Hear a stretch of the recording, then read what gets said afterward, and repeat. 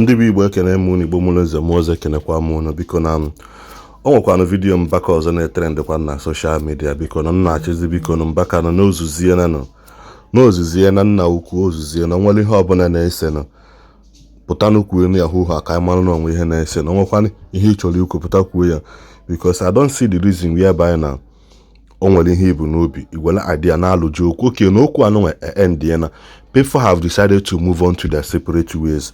People have decided to fight their personal battle by themselves.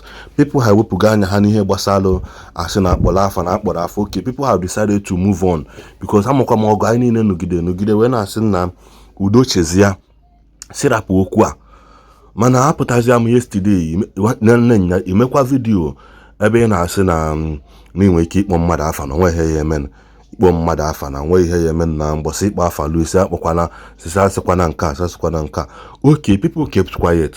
O nwere onye chọọ ka ebidokwa dragging mana ndị isi ekwenwu na-achọ the downfall of the church ka na-ebugharịkwanya bụ news ahụ. Now another thing na ịpụtakwana na wee kwue okwu regarding onye na-eme fasting of which na-ịmakwa na ndị ọzọ na-anụ esokwa ụzọ nwoke nke ọzọ na-ebido dia fasting na ịmakwa ka o si adị ma ha chọọ ebido ma nke mgbe emechara 21 days ma mgbe ahụ ebido 100 days kịta anụnwa. Why are you always bringing up talk? Ị chọrọ ikwu okwu chọọ ikwu about fasting kwuo ya luo n'isi ihe akịta Lent. Christians Catholics abaa na Lent nyaa bụ Ash Wednesday bụ mgbọsị emere ibido Lent. Oya sonye ọbụla chọọ ibido Lent that announce na will you go and tell Pope ọ na-apụpụ si wepụta rules and regulation and procedure ka esi eme fasting na will you also regard this word to Pope or Pope ka ị na-agwa Pope ọ bụ onye Nigeria Pope onye gege ntị n'asụsụ Igbo na-asụ ekwere chọọ ikwu okwu ala dis nwanna sekwusike na ụmụ okwu anụnwa dị aṅa ya eso okwu anụnwa alisi okwu anụnwa ị na-ekwu kịta enwere ndị ya agwa so mmadụ declares 100 days fasting na ministry ya onye n'iwe ebe asị na ewetala mmadụ ọnụ nna biko n'okwu anụnwa m afọkwa any tangible thing n'okwu anụnwa dị ị na-ekwu kịta because na bụ ihe emewe ọ dịzị ka a na-aghọ ihe ụmụazị. Ịchọ ikwu okwu Chukwu na ịchọ ikwu okwu Chukwu kwuo okwu Chukwu gị without ịsịwa na before asịkwa na ịkpọrọ mmadụ afa ịba mba ka you are free to preach in the Bible. Ihe ọbụla dị na Bible nwere onye a na-agwụ ya for a particular moment, so it's left for you na ikwu okwu a without not being biased or without ịsị na onwe onye na-akpọ afa automatically onye which means na nwere onye ibu n'obi wee kwube nya bụ okwu. A na-asakọtakwana ikenye anya iyi ekpukwana nkata n'iru wee gwu ya okwu maka ada ama na ene this video ndị Bible because nya bụ ihe nwe ka o si adị m n'arụ.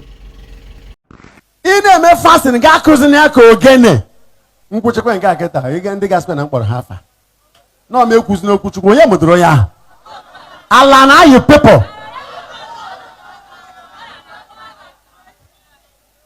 Okwu Chineke tọgbọrọ onwe ya ekwuche mmadụ asị na-akpọ ya afa ịbụ onye ọkwa asọgide anya kịta kpasute ndị n'igwe hebo mmadụ nke ọma mbụ. Ị na-eme fasting ga-akụzi ya ka ogene. It is categorical, it is biblical, it is specified, it is a mystical exercise, it is a sacred encounter with the divine. Onye na-ahụ n'ime fasting bụ Chineke ga-akwụ gị ụgwọ. O nwere ihe iji igosi mmadụ eme. Stop parading your so-called righteousness before men. Egosizi ndị mmadụ na mmadụ ama nkwụwụ ụgwọ.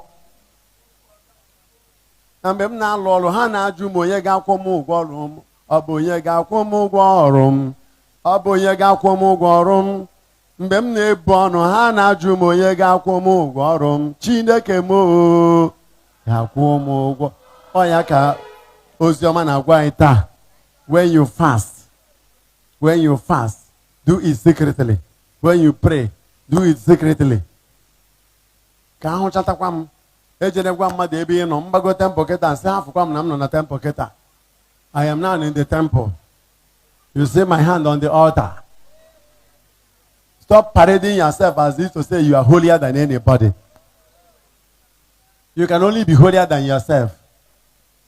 Because the circumstance of the other person is not your circumstance. Under situational ethics, even moral theology will tell you, you can't judge well. Inwe nke si ni na-eme fasting onye nke ọzọ na-eri akara gị mma.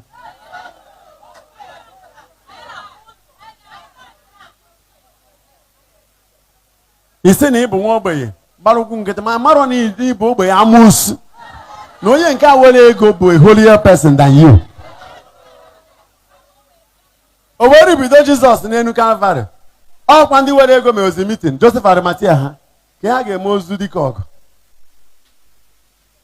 Joseph Arimatia billionaire si na ya chọrọ ka etinye n'ime ya. Ụmụ ogbenye ahụ niile ọ gwọrọ ya ke nke feze. Suckers. When they were spiritual suckers. Eji aghọrị men of God. A na-enugheri ụta iche na gị na ha kwu. Ndị a na-eme achịcha ebe na achịcha ise na azụ na abụọ. Thousands will eat. When Jesus was captured, how many of them did you see around the Calvary? Not one. Only the mother that used to look for him, son, eat. And the John. And a few women.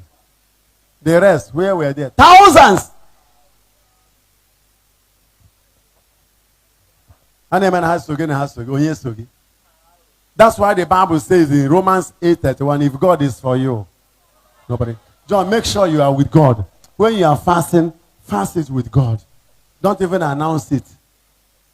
Amen. Amen. Don't celebrate pity party during Lent. Even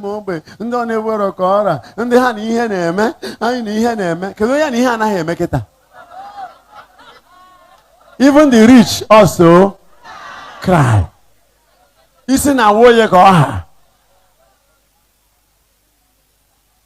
So fast secretly, pray secretly, give alms secretly.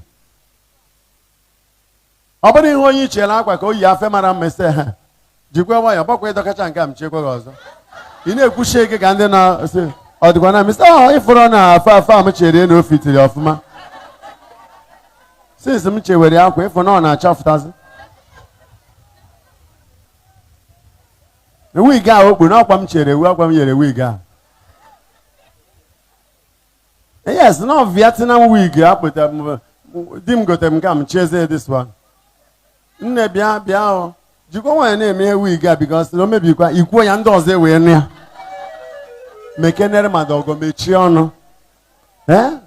Ka ma ekpere ọ ga-alụ ọrụ n'isi. Onye dashkwa 1 cup of rice mmadụ nche anụ ya. Nke Chukwu na-enye gị onye ka ọ na-announce ya. Amen. So ana m achọ ka ndị be m niile bịa lutechewe na ọsịsọ I'm waiting for you. Ndị bịagoro kwu na ọtọ fere Chineke aka. Ụlọ ọtọ fere Chineke aka. Say welcome Lenten season. Fere Chukwu aka. It's not a time to be gloomy. It's not a time to be sorrowful. It's not a time to complain that the church is punishing you. Nobody is punishing you. Amen.